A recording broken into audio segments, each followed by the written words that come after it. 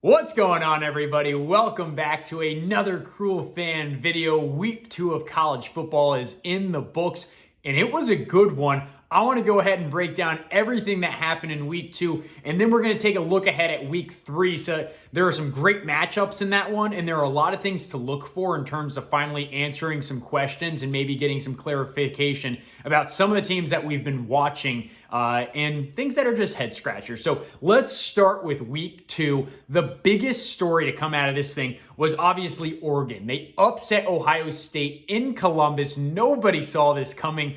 14.5 point spread for Ohio State coming into this thing. They were playing at 9 a.m. local time for Oregon, so you had them off guard already. And then basically the defense just took Ohio State out of this thing. Oregon's offense jumped from the get-go. Their defense held strong, even without guys like Kayvon Thibodeaux.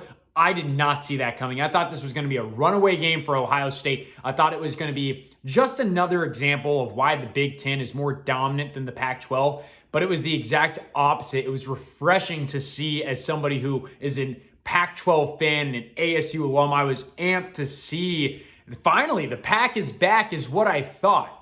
That's what I thought in the morning. So we see the Ohio State go down, Oregon rises, things are good. Then all of a sudden in the Texas A&M game, Colorado's giving them hell. I'm thinking, all right, this is great. We're going to get a Colorado win, which is super unforeseen over an SEC giant.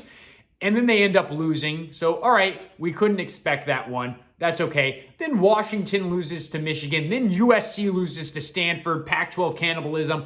And it really just felt like, here we go all over again. The Pac-12 cannot take one step forward without taking 5 steps back. So that was pretty much the story of the weekend for the Pac-12. You get this epic win, probably the biggest the conference has had since Oregon beat FSU to advance to the national championship. I mean, I'm serious. That was a huge win, and it felt like it was all for nothing after every other school pretty much has a letdown game. So bummer there. Oh, and I forgot to mention Cal, huge lead on TCU. They blew it.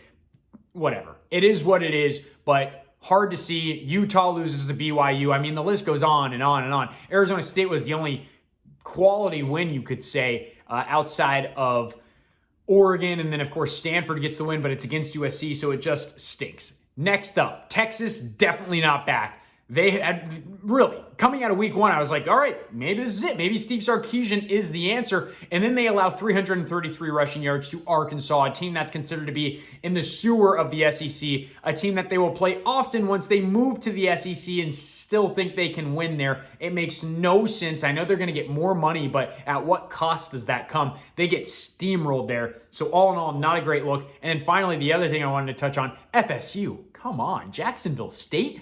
Hail Mary into the game. Not a good look for the Noles after almost knocking off Notre Dame in week 1. So that is your week 2 recap. The big picture obviously was Oregon. And then also I have to mention Iowa State. Come on. You finally had your year and you blew it with a loss to Iowa. So we move into the new week. And that's where I want to start actually is ranking those new teams that jumped really high in the top 25.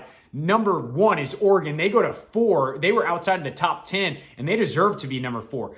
The second team is number 5 now, Iowa. They were at number 10. They deserve that jump up. Arizona State moves from 23 to 19.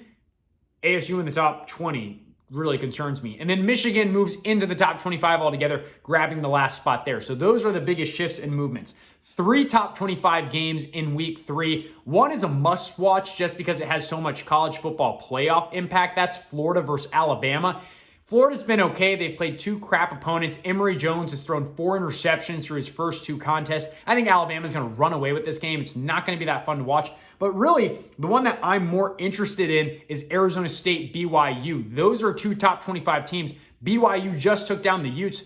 ASU has to travel now to BYU, and I think that's not a great look for this Arizona State team. I'm looking for Jaden Daniels to finally step up as more than a game manager. That defense is going to be important. ASU has kind of a clear path to winning the Pac-12 South as long as they can get past UCLA, but they've got to take care of BYU first, and if they can handle that, we might see them against Oregon in the Pac-12 championship. And then finally, it's Penn State, Auburn. Auburn's played crap teams. Penn State has 1 quality win. Not that interested in that game, but it should be fun to watch. Final takeaway from this week is probably that Alabama is going to flex their muscle on another SEC opponent and it's going to be fun to watch. The upsets have been galore. It's been a great college football season. Thank you as always for watching, Cruel Fan.